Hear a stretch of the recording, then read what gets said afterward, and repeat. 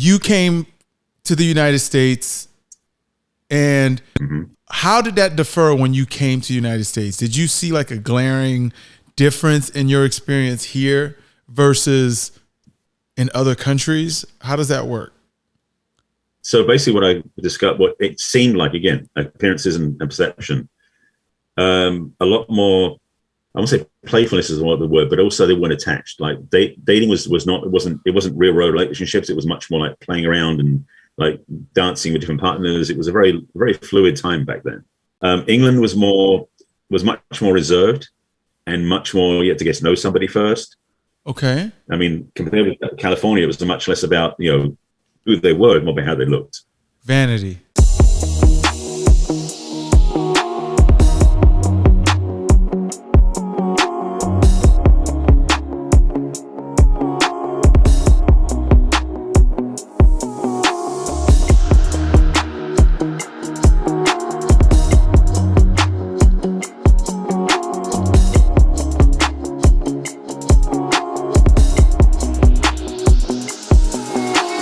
Ladies and gentlemen, my name is Jeff Damisse, and this is the Introspect Club. I'm excited today.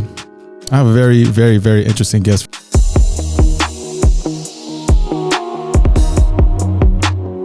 I want to talk about something that I guess a lot of Americans, aren't aware of.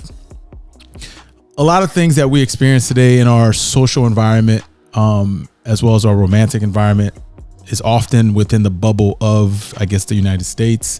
Some of the things that we experience might feel like it's universal. However, there are different perspectives out there, a lot of different people with different experiences. And I kind of want to bring that to light, especially since I travel quite a bit and I've experienced quite a bit of,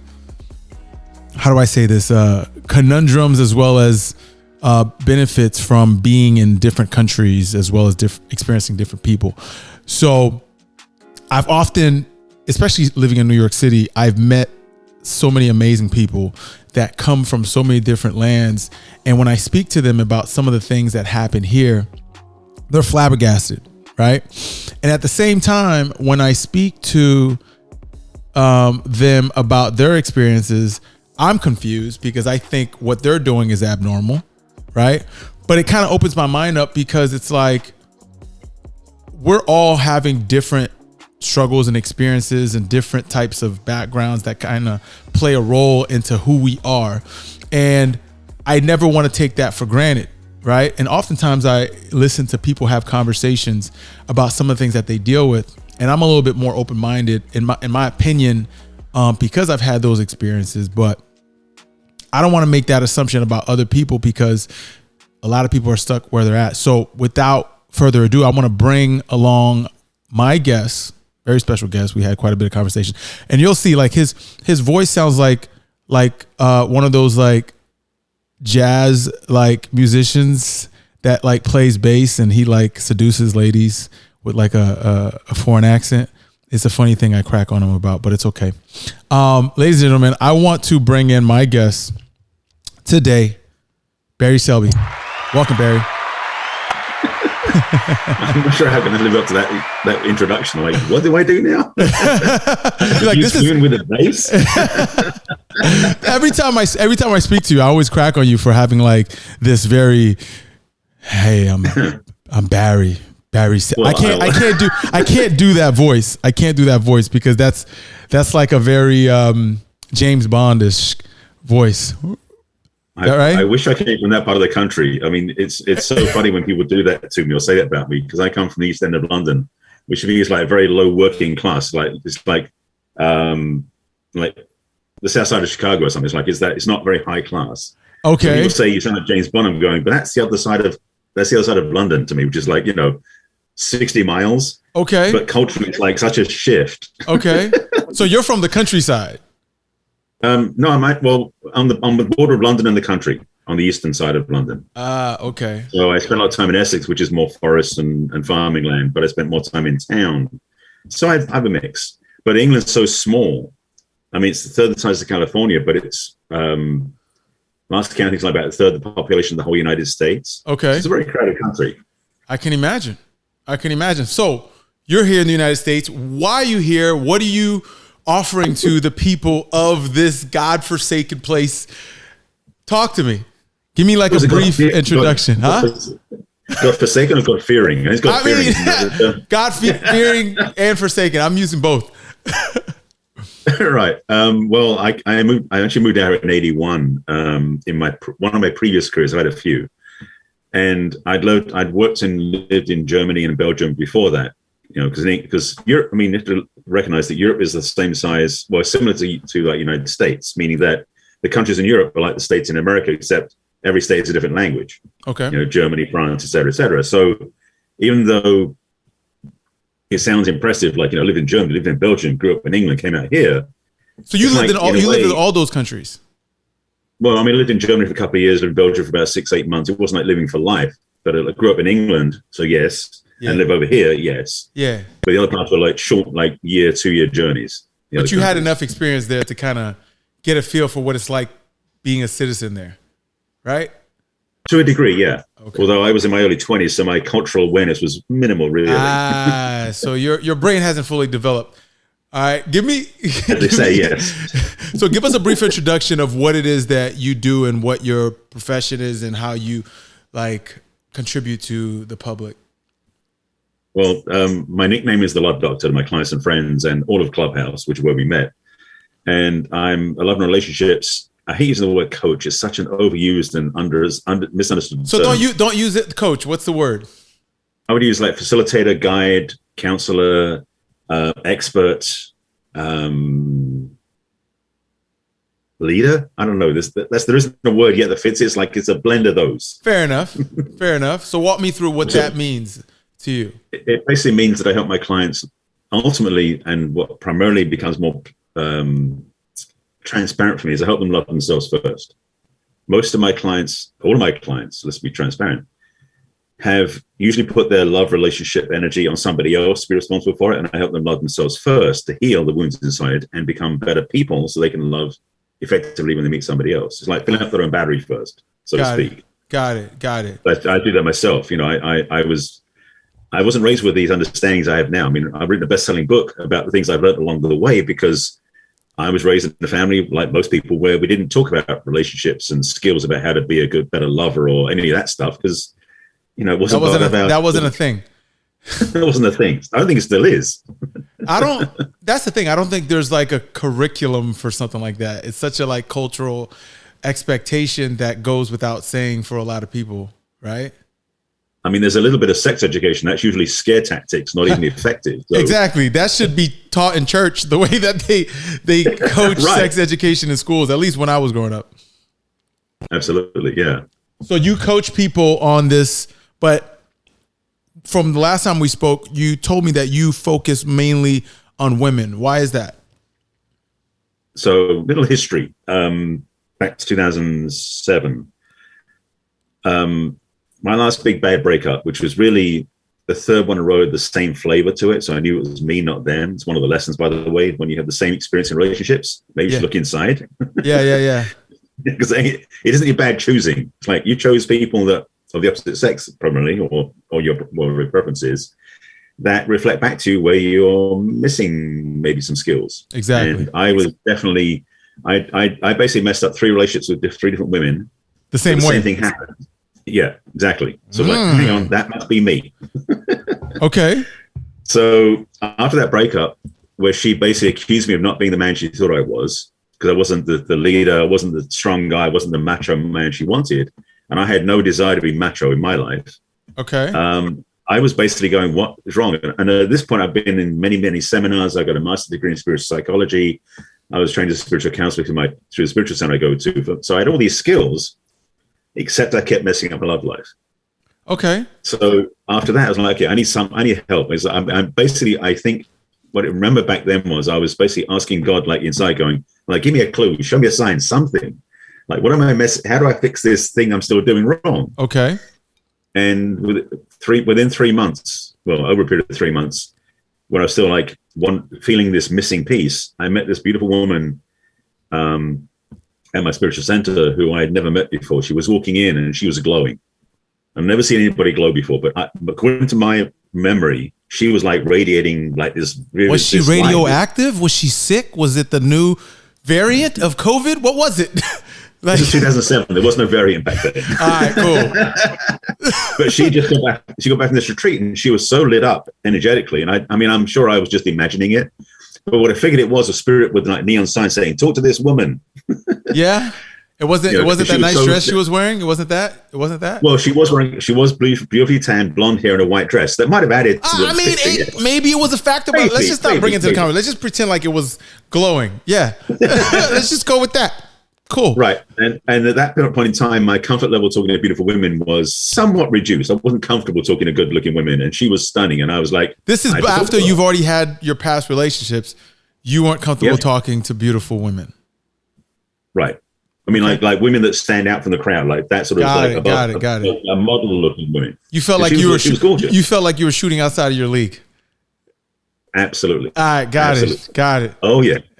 I've had lots of lessons along the way. So anyway, I went up to her and I just said, I don't know who you are, but you're glowing. Where have you been? Or something like that. She burst out laughing, of course. And her name's Kim. We became friends after that. But she basically got back from this retreat. And I went and checked out the introduction workshop that following weekend. And then the next month, I was in the training. And basically, it was a company out of Vancouver called Warrior Sage, run by a beautiful couple that I love dearly named Satyen and Suzanne Raja. Anyway, they're doing this seminar in LA. It was called Sex, Passion and Enlightenment. Okay. And it was based on David Data's teachings, who I also studied with since then. But basically what happened was in the seminar, we would go into the weekend workshop and men would sit on one side, women on the other.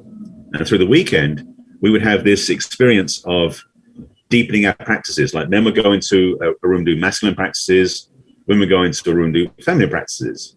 And we come out together each time and we would talk and discuss and practice things and everything else. Now, I didn't know what the women were doing, but I know that we were doing stuff that deepening, like understanding what being a masculine man was. And also one of my big understandings came through the weekend was learning the difference between macho and masculine, because they're very different things. Okay. So anyway, so at the end of the weekend comes, and the last break, we come back in the room. But instead of sitting on the floor or sitting in chairs on two sides of the room, we stood facing each other, all the men, all the women, 50 so men, 50 so women. And we're like, embodying our true masculine heart. I mean, it sounds funny looking back, but really, it was the first time I stood like in that place in my heart that I'd never done before. I had no clue what it was before, frankly. And so I knew what it was felt like to be in a masculine heart. It's like open heart, strong spine, standing on my feet, like firmly planted on the ground into the earth. Yeah. With all the other men like this, and the women across from us in their feminine. And that moment was a moment I will never forget. Because I saw these women in front of me, and I'd seen the women the whole weekend. I mean, I knew who they were, but they were standing in an energy presentation, that glowing thing I was talking about, so the woman. Okay, yeah. They were radiating their femininity right at us. And even though I stood in my truth, standing up, I was on my knees in worship. I just was like, I basically got what femininity was. Like beyond any shadow of doubt. I could feel it, I could embrace it, I could worship it. And I knew I was in service to that ever since. So really? Yeah, this is.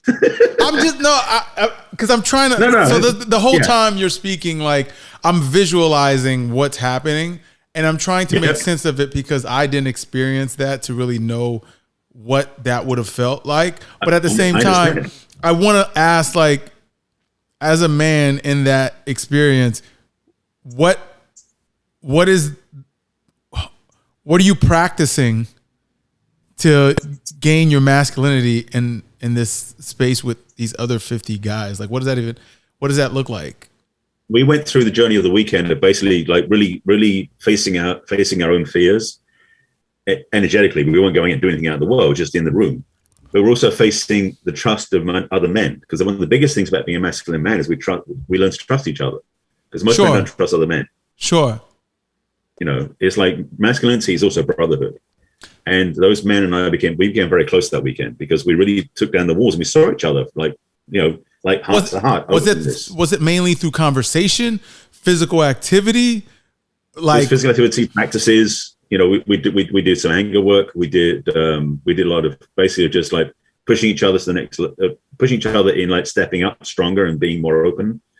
But the way I qualify masculine men is that, and I said it earlier, is we have an open heart and a strong spine, because masculinity is about direction, but also compassion. Sure. Those are the simplest ways I can put it. Sure. But masculinity is like, it's the sense of, like, I'll do what it takes to make a difference in the world. Okay.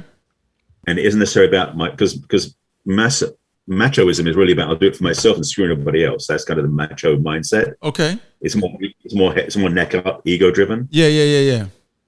And it's also about domination and winning at all costs. Absolutely. And me first, everybody else second. Yeah, self-importance. Masculinity is leading the way, but it's in service to a greater cause. Like masculinity, right. Masculinity has a lot to. Masculinity in leadership is more so to do with servitude than it is dominance and self-centeredness, I guess. Okay, so that's what you experience in the masculine space, but where I'm really perplexed is, one, I want to know, what were the ladies doing in their feminine space of secrecy, if you will, right?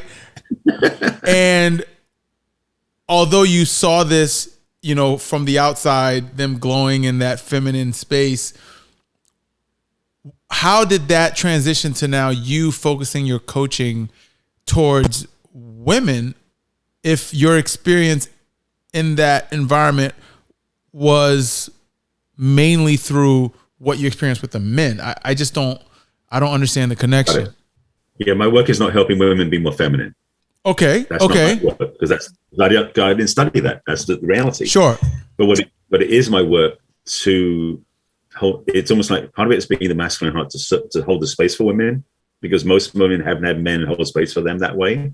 Okay. So energetically, it's a shift. But secondly, it's because the work I've done with my, again, spiritual psychology, everything else I've done is help women to remember their authority, their feminine leadership, their feminine power. And it's more about reflecting back to them who they are, more than actually showing them how to do it. Okay. And you're saying by presenting them, I guess, a pure masculine soul or spirit or individual in front of them, it triggers their femininity? Is that what you're saying? Well, part of it is another history lesson. Okay. Is we went through the sexual revolution in the 60s, 70s, where there's like the sexual revolution, women's liberation, the feminist movement. Burning the bras.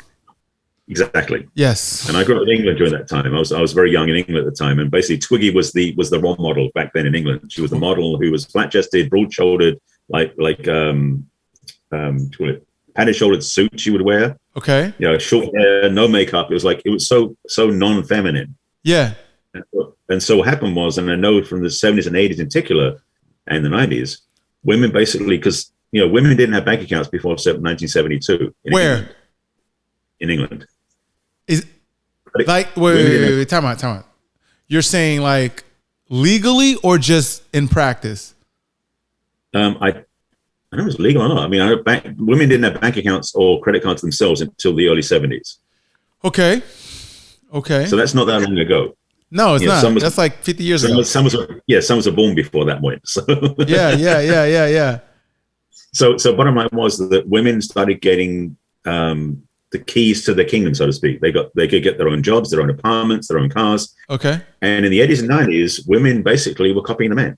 You know, in some ways, I used to say that the business world was created by men for men. Yeah. Women have been trying to conform to that ever since. Yeah. So the women act like men. So happy hours, when you go to bars, women being as macho as the men were. A lot of them were. And so there's a lot of this going on. It wasn't so much about masculine and feminine. And I didn't know there was such a thing until, again, 2007. Okay. So I didn't know how to deal with that. My relationships were really messed up. I mean, the 3 relationships I talked about, they ran the relationship. They were the masculine. I wasn't. Okay. So you're saying like during that era, a lot of the women you encountered kind of like played the masculine role in your relationship. They would lead, they would take charge, they would run the show, basically. Yeah. But what's fascinating about what you're saying is that part of the reason your relationships failed is because you weren't giving them the masculinity that they valued, supposedly, even though they were taking on this role of, I guess, the traditional masculine role, right? Basically, I look back on it now and realize that they were stepping up to start the conversation, but they're waiting for me to take over, and I never did. Oh. They wanted him because they basically did. And part of it is this, It's almost like a reciprocal. you know. Yeah. Because they were leading. I stepped back. I mean, the last relationship, she asked me out. I mean, the signs were so clear. And it's like, she actually asked me out. She led the way. She dominated everything. I didn't mind. I was like, this is fine. Yeah, but I was advocating my role. This is the stuff that I think a lot of ladies are scared of, right? This very thing, right? And I've heard people talk about this because there's a lot of guys that's saying, you know, and I don't necessarily disagree, but a lot of men are telling ladies that they should step up in pursuing the guy that they want. Right? Which I can understand to a certain degree the value in doing that. But where it becomes tricky for women is the very thing you just mentioned, which is, okay, I'm going to make an effort to pursue this guy initially and hoping that he, you know, is the masculine guy that I truly desire. But ultimately, the woman that pursues potentially is attracting a guy that is not making any efforts towards her. Right? So it sounds like that's the experience that you had or the women had with you.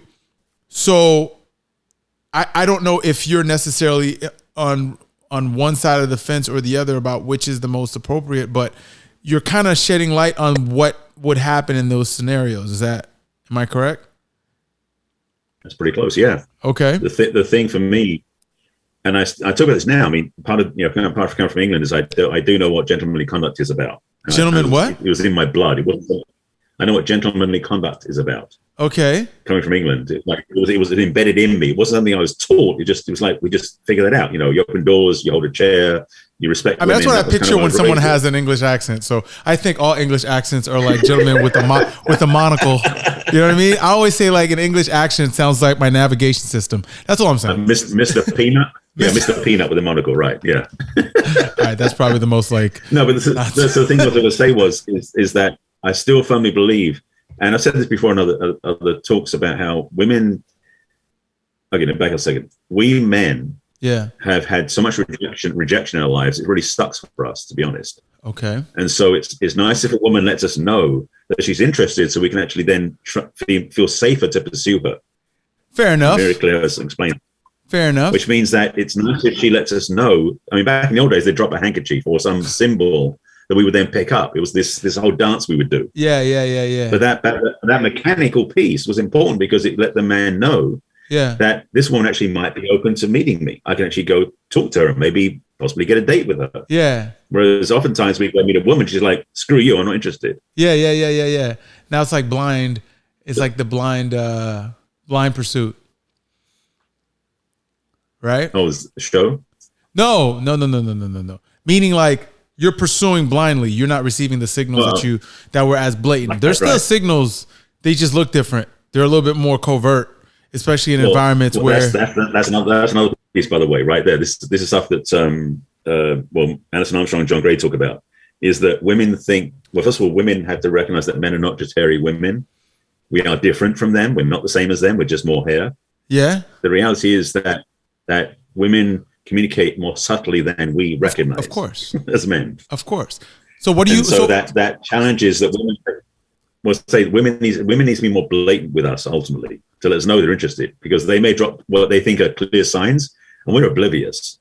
Yeah. So we don't know. Yeah, but so having something like a handkerchief, dropping some sort of hint, like touching our arm or something is a good sign. It's like to let us know that they're connecting, that they want to know us better. It's like, oh, okay, I'll step up. Yeah, but I think it's a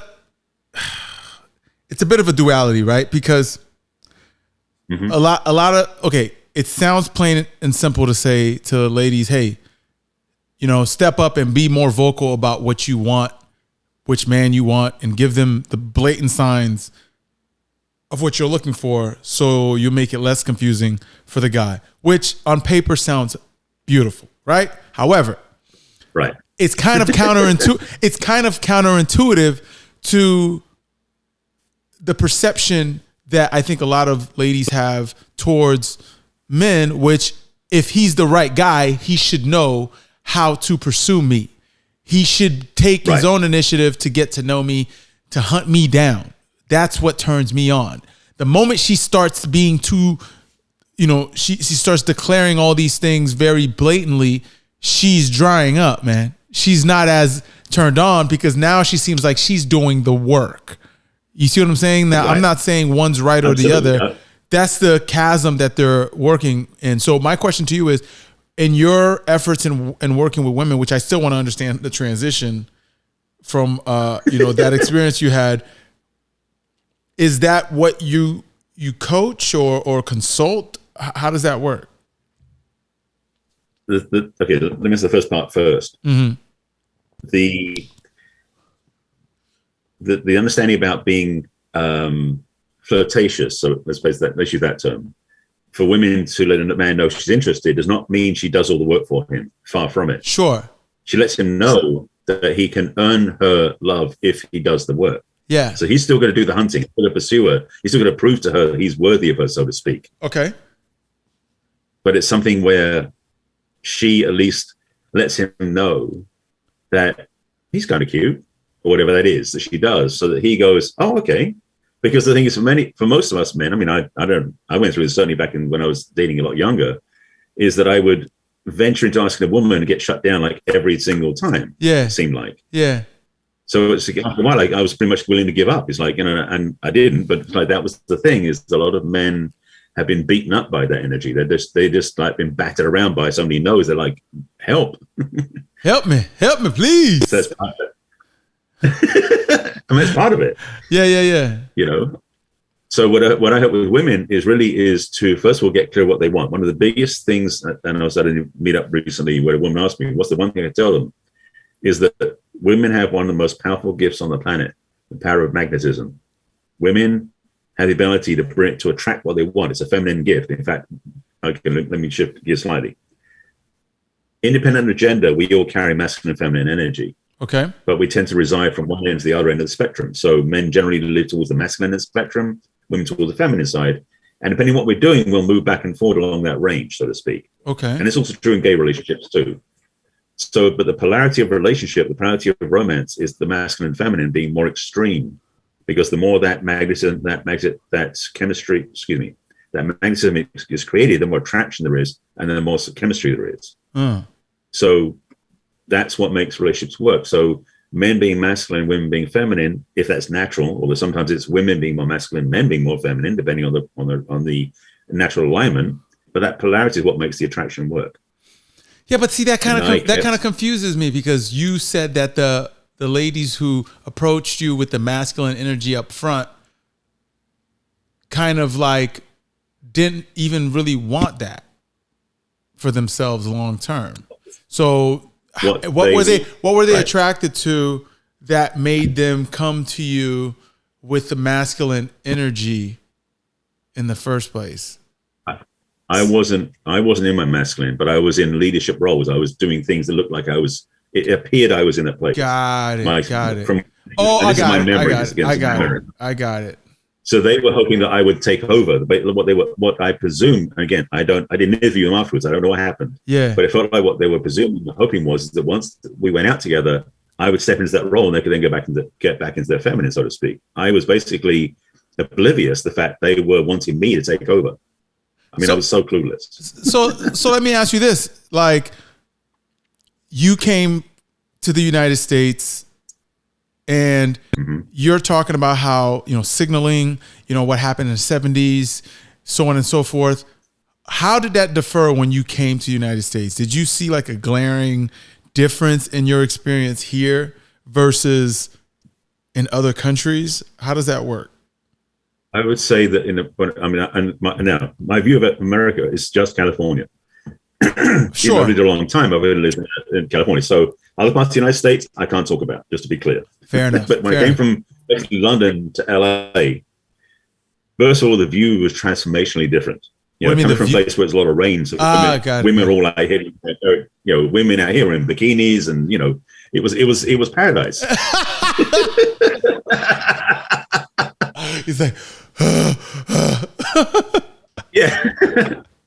And it was definitely, I mean, let's just say it this way, from what I can remember back in my early, I've been here for a long time. I came in 81, so it's been a few years I've been out here. Okay. The experience I had back early on, where the women were really, it's like my accent got me points, but I wasn't Californian enough. You're what? At the time. California enough. I'd been in LA for a while, but most of the community I was in was a beach community. Okay. And the beach community is very like surfer oriented, and I wasn't a surfer. So I didn't fit in the culture, so to speak. And back then, coming from England, I wasn't a bold, being back in 81. I mean, being a bold, I was more held back. I was more almost, I came from, let's be clear, I didn't come back to America like going, I'm the king of the hill. I mean, you had a shot to do that. You had a shot, but all right. Go ahead. Okay, go ahead. So basically what I discovered, what it seemed like, again, appearances and perception, a lot more like, how do I say this? I won't say playfulness is what the word, but also they weren't attached. Like dating it wasn't real world relationships. It was much more like playing around and like dancing with different partners. It was a very, very fluid time back then.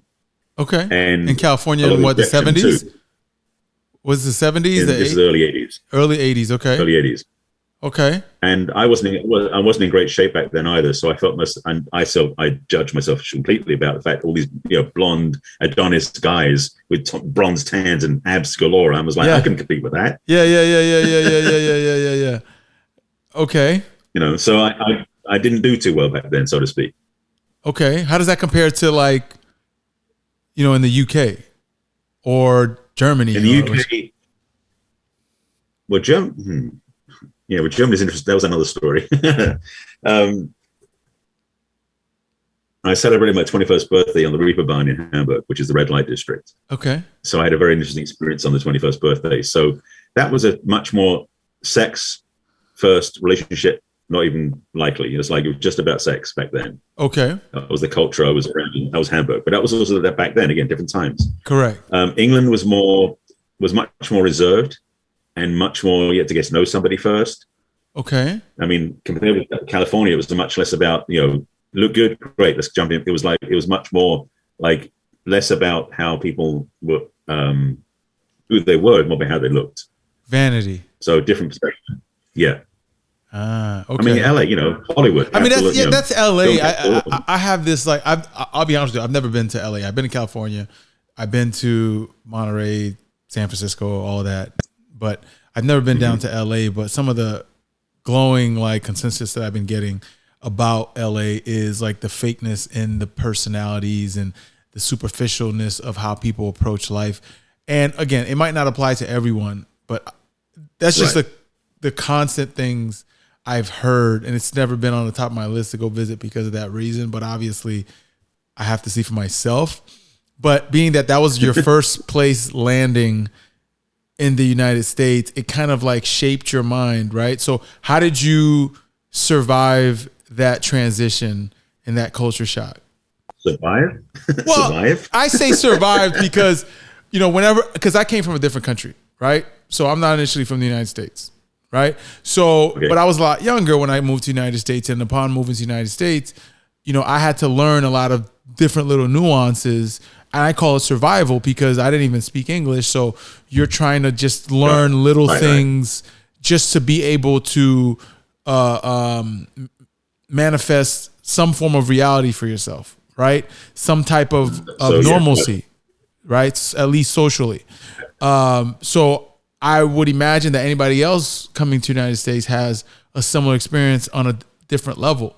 So if you came to the United States, you're trying to make a name for yourself, or you're trying to establish yourself, what was that like, especially in the world of romance, right? So as far as I know, you're saying a lot of it was superficial up front, but I'm sure eventually you interacted with people, you had romantic relationships, I would assume, right? On and off. I mean, basically when I came out here, I spent a lot of time in the English pubs because I was staying close to my home, so to speak. There's like 3 English pubs in LA at the time. Okay. And I spent this time with them because that was where I felt comfortable, Exactly. And it was a little bit of home connection. So I didn't dive into the American culture as much. I did work in American companies, and my dating life was really actually through people I work with a lot. I mean, I meet a girl at work and we go for happy hour and we meet somebody like that. Okay. So they were like that sort of dancing stuff. I didn't go to the beach and much to do stuff because I got sunburned so many times I gave up. This pink You're not the brawny like tan guy with the six pack on the beach. That wasn't your thing. Well, somewhere in there maybe, but no, not overt. All right, you had the 3-pack. You had the 2 up here and the 1 down below. Yeah, something like that. Right. but the thing is, but what happened was, and I know one of the reasons I came, looking back, one reason why I'm grateful I came to LA was about 4 or 5 years after I'd been in LA, I started getting involved in the personal growth seminars because LA was a big hub. The personal for what? The personal growth industry. Personal growth seminars. Human development, psychology seminars. Got it. And that was my passion outside of like office work and occasional going to the pub with friends would be doing the seminars. And that's where I met most of my relationship partners because that's where the work was deeper. I mean, we got to know each other beyond the appearance. That was the whole point. Got it. Okay. And so a lot of my love life was based out of that group, community, population. And it was what made it worthwhile. I mean, because that was where I started diving a lot deeper and also because the work I was doing in that arena, I mean, basically I was working for a living, doing different careers, but I was also very much involved in personal growth. I mean, that's why I got my master's in spiritual psychology, all this personal stuff I was doing. I got to really understand people. That was doing secondary to my work, which is why when I finally said I need to live that work more than ever else, more than any other thing, when I launched my coaching back in 2008, 2009. Okay. Because the work I did with that first seminar back in 2007 put me in the place of knowing that my work was to helping other people love better, to live better. Okay. The coaching industry there wasn't a coaching industry back then, really. It barely started. Okay. But you started focusing your energy on women. Yes. Okay. Because so again, back to history. Growing up in England, my teen years I spent a lot of time being bullied at high school. So I didn't stand up to the other boys. I wasn't a tough kid. I was a bit of a wimp, so I got beaten up by the kids. Okay. And the girls were the ones that took me in. I was like safe with the girls. They didn't pick on me. They were nice to me. Yeah, but they took you in as friends or like okay. Friends, friends, no benefits. I mean, just to be clear. Here's what I'll say to that. Right. But this is early teens, so let's be clear. It wasn't like that anyway. But the reality is that I always felt safe around women. And they felt safe around me, which was a good news and bad news thing. It meant my dating life wasn't so good, but women trusted me. They'll cry on my shoulder. They'd come for me to help. Even in my teen years, I was doing that. So that was my sort of natural gift. So you had a natural gift to like befriend women and build comfort within the feminine space, right? Yeah. So I didn't know I was doing that, but yeah. So I want to go back to like how you're actually helping women, right? So give me an idea of a problem that a woman will come to you with and what route you take to resolve it, and give me some like anecdotal like experiences with some of those clients. They can be anonymous, just so I can understand exactly what that looks like. One of my clients, she basically came to me because she just gone through a massive heartbreak. This guy cheated on her and she was so done with him. And when we worked together, basically it was really coming back to remembering who she was. She had been putting all her hopes on him to like make everything work. Okay. And ultimately she wasn't living her own life for herself. She was hoping that some guy would come along and save her, sort of thing. Be the knight in shining armor to save her, that sort of thing. And I'd done that several years earlier. And it sucked being the savior, being the knight in shining armor. It's too much work. You were that guy. Oh yeah, I was that guy. Wait, knight in shining armor in terms of what, like emotionally, financially, like socially? What are we talking about?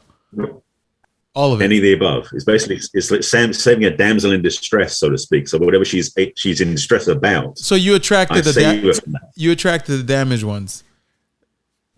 Oh yeah. Yeah, I know. I know what that's like. But the thing is, but I wasn't exactly perfect myself. I was certainly had my own damage and reciprocal damage. So it wasn't great. Okay.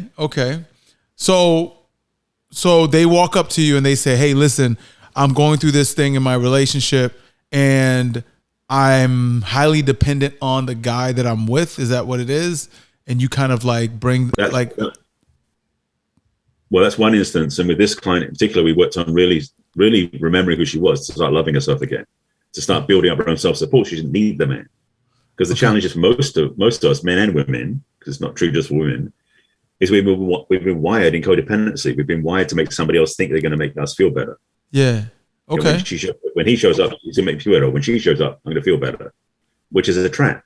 Because it means if they don't show up, we get upset. Yeah. And so our feelings are controlled by somebody else. Got it. Okay. That's one of the things I've worked with. But the other part I do a lot of work with lately, has come up a lot, is when the patterns come up again and again with relationships, different things happen, and different people, same experience. Okay. Is oftentimes it's tied to a history. Okay. And one of the big pieces people don't know about or don't remember about is that we, in our formative years, and this is something we've talked about a lot in our rooms, we've talked about this too, I think, is our formative years from like 0 to 7, we learn about love, about life, about everything from our parents or our caregivers, whoever's around us taking care of us. Yep. And we tend to get imprinted by that when we're young, and we don't necessarily know differently until we start dating and start repeating the same things. For example, one of my clients kept dating men. Well, she went through a divorce with a man who cheated on her several times, and she kept forgiving him. And then she was dating a guy after that who also cheated on her. Oof. And when we worked together for a while, we went back and discovered that her father abandoned her mother when she was like 6, 7 years old. So she's accustomed to abandonment. She had got wired. Right. Got it. And to also a man not being loyal. And other things came out too. She made like that's her normalcy. She's probably not even attracted to a loyal guy.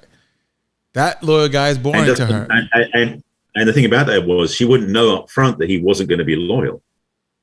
It was like subconscious. There was unconscious pulling it in. He had all the characteristics of an unloyal person, but it wasn't vivid enough or blatant enough for her to really characterize consciously. But subconsciously, she was attracted to those characteristics. Yep. Yeah. Okay. Fair enough. Right. Which is why I love helping my clients get clear about what they really do want. Because when they bring the subconscious conscious and they change their wiring about what they're looking for, they start attracting different sort of people. And for women, and to be honest, it's easier for women to do that than it is for men, in my experience. That's why I help women. It's easier. It's easier for what? What do you mean? For women to get clear about what they want and to attract what they want. It's one of the gifts women have. And it's not for men? Not as easy for us. What's the difficulty for men? Like, why isn't it as easy? Because I thought being a man involved being like clear and having direction and what you want and what you're looking for. Like, I would imagine it'd be easier for men. No? Or am I? It sounds that easy. However, okay. As I said, we run programming from early impressionable years. Okay. Boys and girls, men and women. Okay. Which means that we may be clear about what we want, but as I said, same for women, same for men, is that we still run subconscious programming. It's going to attract partners that do things to us that we didn't aim for. I was dating women who ran the show because I had that belief that I couldn't run the show myself. Got it. Okay. Even though I knew what I wanted, I kept choosing relationships that are less than that. Now I know much better now, which is why I've been single for a while. Okay. I'm not going to choose anything less than what I want. But the thing is, yes, one of the benefits we have as men is clarity, direction, and focus. Absolutely. Okay. However, when we align, that's our conscious intention, but our subconscious is 1,000 times more powerful than our conscious mind is. Okay. So until we get subconscious on board, our conscious mind won't have a hope of getting what it wants. So have you ever coached a guy? I did actually coach a couple once and ended up coaching him because he was much more receptive. Funnily enough, he was more receptive than she was, which is unusual. Okay. She was very, very attached to being right and being angry. And I coached him afterwards because they said to him, it's like, you're not ready yet. They still got married and got divorced in a year. And I said to him, it's like, I can't control people. It's not my job. But I can advise them. But if you are coaching a guy in that scenario, is there still no value in coaching men alongside women? Like, is there like a missing, like element of information that might help in coaching both? You know what I mean? No. Yes. The thing is, though, that most men, and this is my observation, it may not be true, but it's my observation, so it's not facts, it's just my perception, is that it seems like women tend to trust men more for guidance. Men tend to trust women more for guidance. Men don't usually trust each other for guidance. Yeah. In the therapeutic context or in the coaching context, there's a lot of interesting things. I mean, for business, okay, for men who want to get business success, yes. Work with other men who have proven themselves and shown where they're going, and you can do that. But when it comes to the softer stuff, like relationship for healing therapy type stuff, men tend to find themselves safer with women because it reminds them of their mother often. Women tend to trust men more. So that's my observation. It may not be the facts, just my observation. Huh. I'm just thinking about it because no, I'm thinking about it because a lot of the people that like follow my programming as well as like, you know, keep track of me on social media, there's a large population of women. Now, yep. That could be for a number of reasons. Why possibly? All right. We're not going to get into it, but like, I never really correlated to the fact that, you know, they're more receptive to getting advice, coaching, and influence from another man or a man in their relationship space, right? Because I always felt like, in general, ladies were more prone to be in the space of love and coaching and romance and so on and so forth. So that would be a natural place to trust a woman, whether you were a man or a woman seeking some type of guidance. That's why I'm a little bit perplexed at that dynamic. I don't know. I know, I'm thinking through my head, I know of 4 other male coaches who do relationship work, who work with women as well. Okay. One of the men I know works with men but most of the men I know work with women. And I know, and the women I know, so I know, basically, just as a sidebar, having been in this field for a while, I've got to know a lot of the other love relationship coaches, especially in LA, and we actually have a meet up like once a year with about 40 or 50 of us get together who are like matchmakers, dating coaches, relationship experts, all sorts of different things in that field. Okay. And it's probably about, you know, it's a mix. I mean, more women than men in that group, and kind of some couples who coach as well. I'm just scanning in my head the people I know in that group, and several of the women work just with men, several of the men just work with women, and then some of the couples work with both. And it's a mix and match. But generally speaking, I would say from that survey in my head, the majority of the men work with women, and the majority of women work with men in that group. So that's my reference point. You know, there's been quite a bit of shift in like how men and women interact with each other, right? Because like you said, like between like the women empowerment movement that occurred back in the 70s in the UK, I mean, a lot of that happened here as well.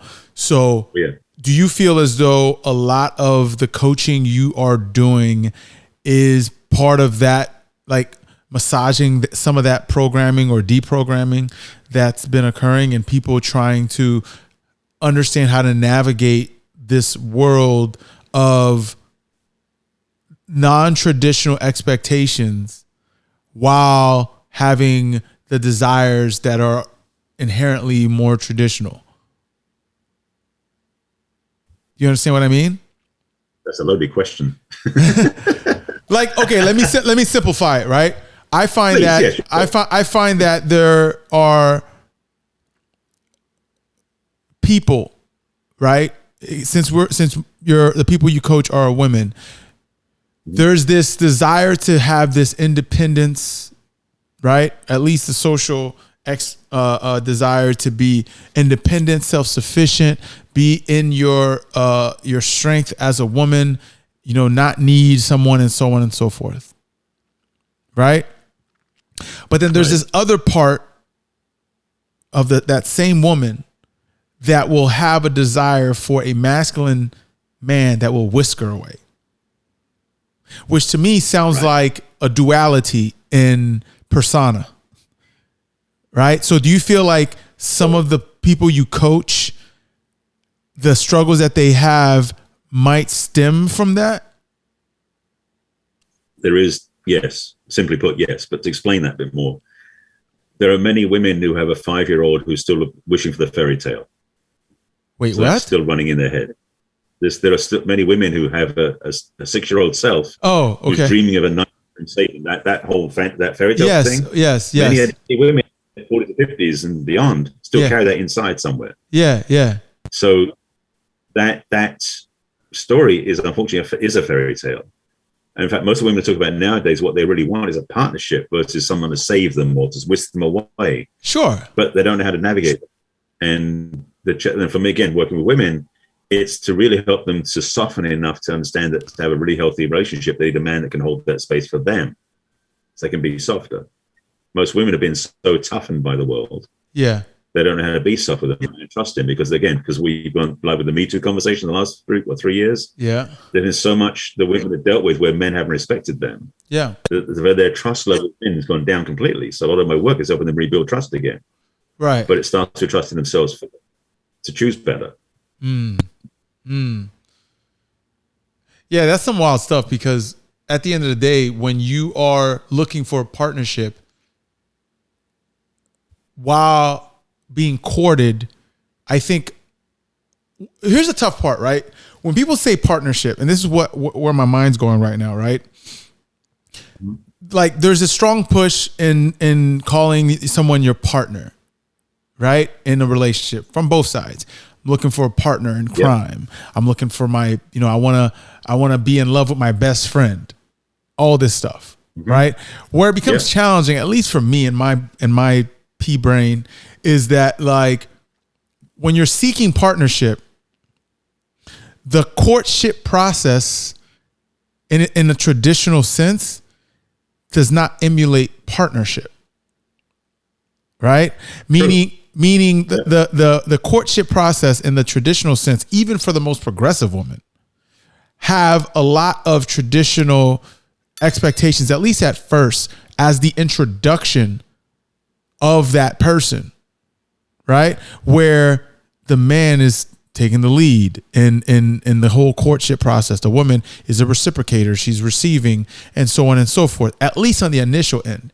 And then somehow finding space to shift into what might be a partnership environment, but you don't really know up front how that partnership is going to really look like because your introduction to that person, if it was in the traditional courtship process, might not yield that type of outcome when you want to be a partner to someone. You see what I mean? Unless you ask good questions. Excuse me? Unless you ask good questions. You can ask all the good questions you want, but the experience to me is what's gonna, like you get like, what are you gonna? Oh, are you a good partner? Are you so on and so? And sometimes some questions may yield, although they might have good intentions, they might be misinterpreted to why you might be asking the questions, right? So I just want to understand what's the best way for a woman or a man to approach the pursuit of partnership, right? While some of the subconscious and sometimes conscious expectations, at least up front and possibly throughout the course of the relationship, is not truly partnership in the sense of like what it is each person is really looking for, because everyone's got a different definition of it. Right. There's the key though. Right. Is that partnership means different things to different people. Right. So to understand, for me, what I mean by partnership is that I'm looking for someone who's going to be my partner in relationship and romance, but also my partner in business too. Okay. Which is not always somebody else's. So my feeling is that my work is going to go, my vision for myself is going to be speaking on stages and teaching big audiences, and I want to do that with somebody by my side so that she and I can dance together in that conversation and speak to that piece that helps other people. Okay. That to me is partnership, but we're both very different in what we're going to bring. Okay. And that also means in a partnership, in a relationship, there are responsibilities each partner has. But the thing is, what partnership for me means ultimately is that each partner supports the other person's dreams. If you start with that alone, that's a different approach to most people. Okay. Most people's relationships aren't that way. Most people in relationships are what? Most people's relationships aren't set up that way, to have that mutual support of each other's dreams. It may be maybe it's supporting the guy's dreams because he's the breadwinner, that traditional model. Yes, exactly. A lot of women don't get the support in their dreams they're given to their man. At least that's the way it's been for a long time. Right. So my question is, since you're coaching women, right? How do you coach a woman into finding and engaging with a man who will represent the type of person that will be in support of their dreams? What does that look like in the initial courtship process for them? Well, a lot of my work with women is helping them to start owning what their dreams are, because many women haven't even claimed them yet. Okay. Yeah. So first of all, it's getting clear about what they want, and also making it so clear that they own it. So when they are talking to a possible mate, she will let him know at some point what she is doing, what she's going to be doing. Okay. So that she can see if he's helping her with that. Okay. I mean, it sounds simplistic, but that's what it comes down to. And when it happens during the romance, it obviously depends on how the people dance. You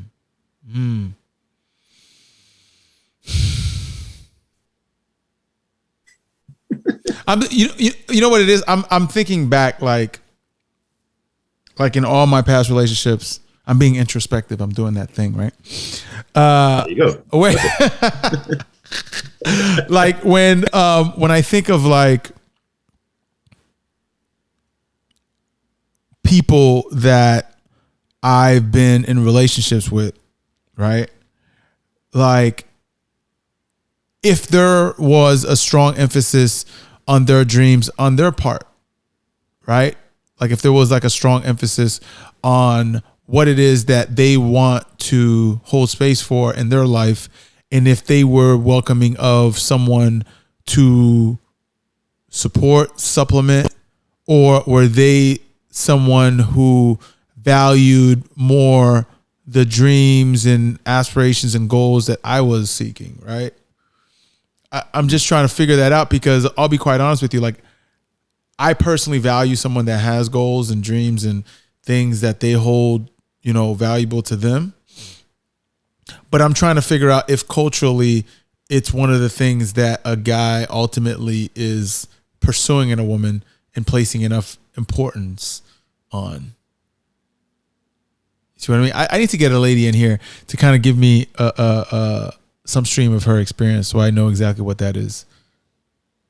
Maybe so. The thing is, there is no survey saying what's the proportion of men and women who do this. I mean, this is really...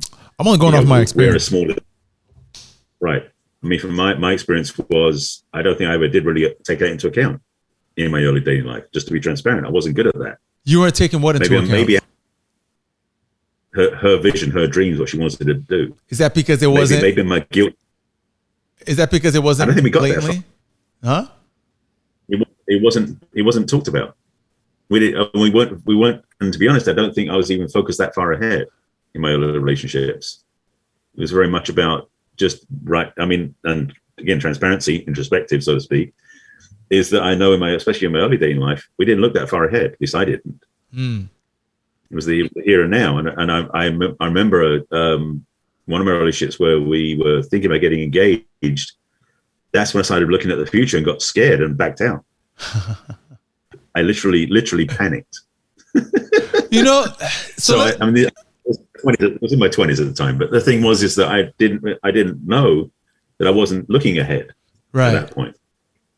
So let's talk about your dating life, right? So right now you're coaching these women. Listen, yes. We're gonna go there, right? So like, you're coaching these women, right? Mm-hmm.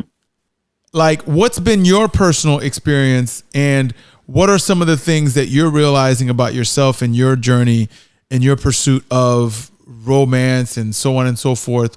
Because I don't know what your situation is fully, but like, what's been your journey, and what are some of the things you learned that you're currently experiencing now that is guided by some of the stuff that you're using to coach other people and so forth? Talk to me. What does that look like? Well, I've been officially single now for 15 years. 15 years. Transparent too. 15 years. I'm sorry for that one. Yeah. I had to. I just got this new button. I want to use it more often.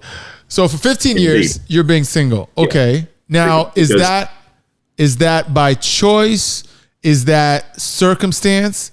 Or is that like there's a story with every relationship that just happened to be like? I would say that it started out, it became a choice.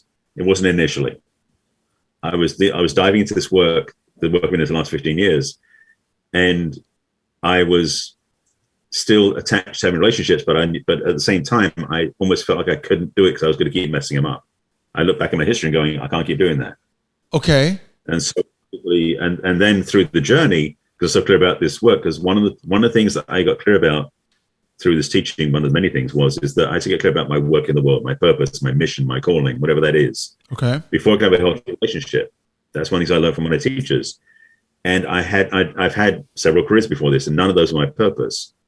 And I would keep getting the clarity later on that my purpose had to get truly fulfilled, to be living it, to be teaching it before I could have a healthy relationship. And I've now, looking now in hindsight, I'm clear that has to happen. That had to happen. I don't understand. What had to happen? Fulfilling your purpose? Well, first of all, I know what it was, what my calling is, and serving the feminine is my calling, it's my purpose. That's what I know is to my core of my being.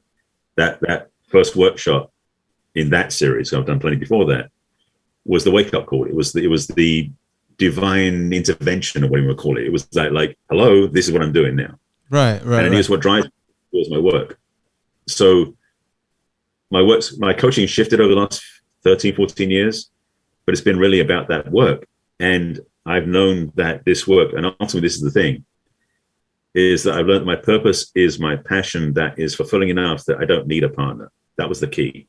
So how soon into the 15 years did you decide that you didn't want a relationship with anybody? Was that within the first 2, 3, 4, 6, 10 years? How soon into it did you consciously make that decision? It wasn't something I consciously decided on at a certain point. It was something that evolved in a way, because reality, let's be clear this way. I was still noticing women, attracted women. I did go out a few different women at a couple of different times, but it would never fulfill me. It was like I got this now understanding is that it's kind of like when you do something you don't get juice from. It wasn't about relationships. About these women weren't the part of what I wanted. I didn't know at the time what I wanted was a partner who knew what I knew. Like, who was doing the work herself, who was pursuing her dreams and was doing work in the world that was similar to what I was doing. Is that still what you want? Is that still what you want? Absolutely. So what do you think is the path to that, if that's still what you want? To keep doing my own work, to keep doing my work, the work I'm doing in the world, what I'm teaching. I mean, just to be so. I was asking about my dating life. The pandemic changed everything. That was a lockdown. I started dating. Well, I did a few days before the lockdown. I've done a few days since. Okay. And one of the women I've met and actually was somebody who I didn't meet through a dating app, because the other ones were a dating app or dating service meetings I had. Okay. The one I met who I actually didn't meet through that, she and I actually knew each other from 16 years ago. She actually went through the same grad program I went through after I did, different year, the graduate degree. But we reconnected. She back then, she was married. She just had kids. So, that was a different thing. She's now divorced. But she's now in a path that she's following is so aligned to what I'm talking about, what I'm about, that we've only been together. We've only met one time in person. We've done a lot of talking over the phone and connection over social media. Okay. But she represents, whether she's the one or not, I don't know. But she represents so much of what I'm looking for. I'm going, I wouldn't settle for less than that now. She represents to me now, to have experienced that energy from her, what she's about, that she owns her feminine magnificence. I use that word, a fancy word, I know. But she lives in a place of grace and flow in her life. And there's such a what words I'm going to use? She brings so many gifts to the world in her work. Where is she now? Say again? Where is she now? She's about an hour and a half drive from me. So are you guys still like in communication? Are you still pursuing this woman? I'm not pushing hard on this yet because she's in the middle of wrapping up the divorce. I'm clear about that. Boundaries. Oh yeah. Okay. And we've been talking. We've been playing tag over the last couple of months. We met back in July, August. Excuse me. And again, she is I want to say she's the template, but she represents what I want. If it's going to be her great. So she represents a template of what you want, but ultimately, are you placing all your eggs in that basket, waiting for her to finish her?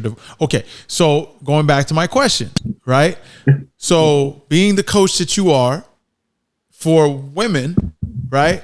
Now this is like a self-coaching thing where now that you know what you want, what are you doing to filter in the people that fit the prerequisite of what you're looking for if you are actively dating and pursuing people who have this very specific criteria of, self-work and, coaching and all this stuff? Like, how does someone like yourself identify and draw in the people that you're specifically looking for? Well, I use a lot of tools myself that I give my clients, which is having clear vision and intention, and it's not. Let me say this: women generally, when they're feminine, have a greater skill set in this area where they can want to actually just tap into that place. We are more doers than beers. Okay. Right? Women embody the feelings. Okay. So I'm working on myself because I'm not as practiced, but I'm still doing it. But having, with vision boards or a thing called future pacing, which is an NLP term I use, different things you can do to create that experience of what you're looking for. Okay. So the things I use in my work and also use myself. But the thing is that I hadn't met anybody until I met her that really represented that energy, that feelings like, oh, this is the sort of woman I would love to dance with the rest of my life. I know that. It could be her. And frankly, if it could be, it would be wonderful because there's a lot of commonality, a lot of things we meet on many levels. But I also know that because I met her, she isn't the only one. Wait, because you met her what?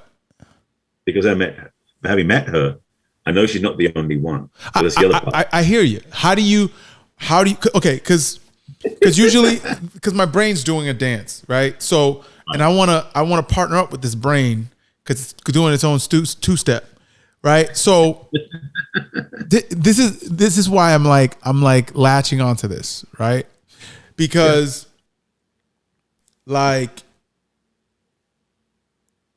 you've been so similar to you. Like I've met women who I felt had some qualities, not all qualities that I feel is valuable to me. As you date and as you've been in relationships, you start to get to know yourself and some of the things that you value. Absolutely. And some of the things that other people value in you. Right. So I've always done an effort to kind of try and attract that, or at least filter people in and out based on some of the things that I know I value. Right.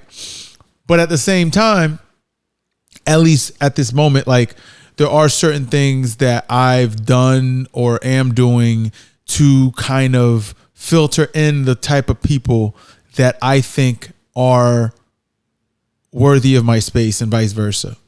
Right? Yeah. So my thing is, what you're looking for seems so specific that I almost think you would be the type of person that would benefit from being in an environment where there are other female coaches who are in self-improvement spaces that will benefit from being around somebody else like yourself who values those things. And are you engaging with people in that space to align with you, given that that's a preference of yours? Because when you say 15 years, I'm like, I get it. Like there's people make this decisions that better suits them. And I'm not saying it's a wrong decision, but given that you are in pursuit of that, I just want to know what we do to keep the options of the type of person you want in front of you. Asking how to do that? Yeah. How do you personally go about that? If you know what you want. Well, I'm not spending every day looking for her or chasing her down or hunting for her. That's just to be clear. I'm online right now looking for her for you. Hold on. Thank you. I appreciate that. This one has a beard. That's a no. Or maybe you're into that. The reality is that there are. I do know a lot of women in the field, in the work, and I'm meeting ones all the time, which is great. Yeah. That's the other part also, is that I'm noticing more and more of these women. And I'm not, the thing for me is that I'm not rushing. That's the biggest thing that I think I've shifted out of, is that I was driven by need a long time ago. Fair enough. Back when I work, I was like, I need to be with somebody. I was hungry for her. I was looking for that, and it wasn't healthy. Okay. Now I'm out meeting and having fun and connecting. And if I find someone that there's a possibility of like, oh, she has stuff that matches what I'm looking for, great, let's talk, let's meet up, let's have a conversation. The thing is, though, that several of the ones I've met are already in a relationship, and I don't go around breaking up relationships. So just to be clear, So you're attracting people who are taken. Some of them are. I know that pattern. I did that for a while. Yes. You have savior tendencies. Well, no, but here's the thing. I believe what happens, why sometimes we're attracted to people who are in relationship, is because the people who are in relationship, when it's a good relationship and when they're happy about the relationship, are expressing so much light, so much joy, so much happiness into the world, they're more attractive. So oftentimes we're going, well, you're dangerous, man. You dangerous. You know what I'm saying? You crossing dangerous territory right here. Why? I mean, I get it. Like, I get it. Like, in fact, like, I think that's why a lot of women are attracted to men who are in relationships, because they, bring a lot of, intrinsic and extrinsic value that stem from being in a relationship. Right. Well, the other though is that a lot of men are walking around very hungry when they're single. When they're being fed in the relationship, women are looking and go, oh, he's not hungry. He's not desperate. He looks nice. So you like a woman who's not hungry? In a sense, yeah. And although she can show it sometimes. Wait, what is it? So that she can show it sometimes, though. This is the dangerous area too. Got it. You don't want the ones that are experiencing famine. There you go.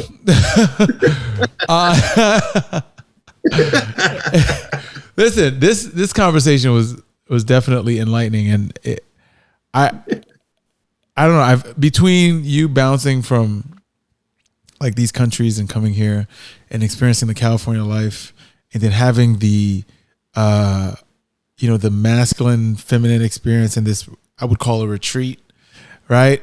And then now, proclaiming yourself as the single guy for 15 years looking for that perfect person, and the perfect person you found is married or in the process of getting divorced in whatever way, shape, or form.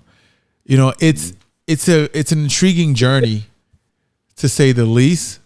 Thank you. I think it's an intriguing journey, and the fact that you're patient with it, I commend you on that.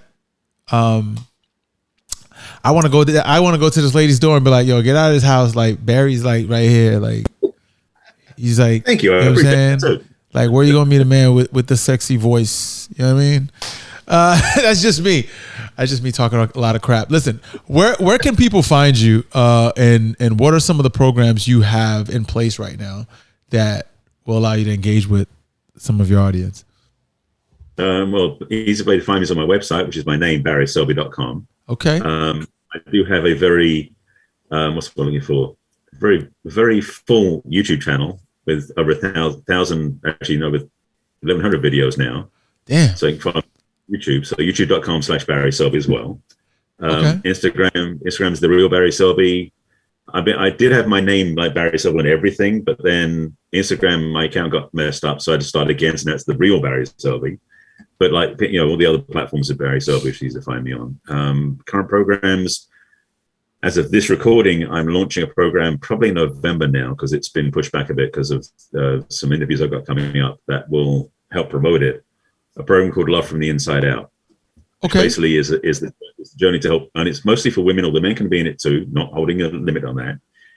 Basically helping the people who are in the program, it's a group program, to really start to navigate learning to love themselves and to heal the wounds inside. So they can be healthy to the relationship. Okay. And I got my book on Amazon and other things too. So what's the book? What's the book? 50 Ways to Love Your Lover. 50 Ways to Love Your Lover.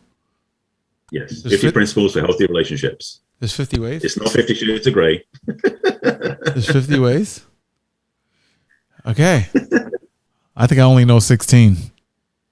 One of them is food. Well, no, let me stop. Let me stop. I'm just bugging. Yes, I'm not bugging. Well, I appreciate you sharing the in this conversation.